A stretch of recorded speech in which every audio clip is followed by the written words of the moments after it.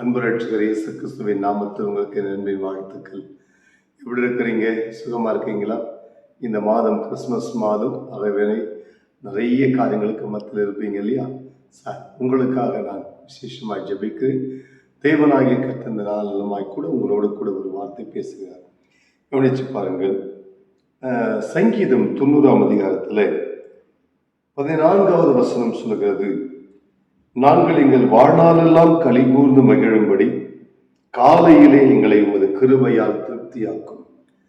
நாங்கள் எங்கள் வாழ்நாளெல்லாம் களி கூர்ந்து மகிழும்படிக்கு, ஆண்டவரே, காலையிலே எங்களை உமது கிருபையால் திருப்தியாக்கும்.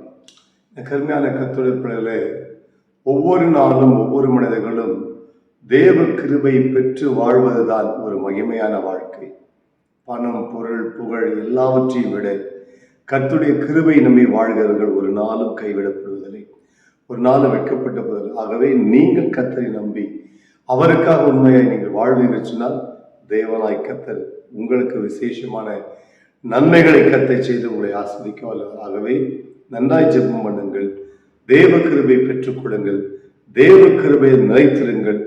தேவ கிருபை உங்களை உயர்த்தி ஆசீர்வதிக்கும். God bless.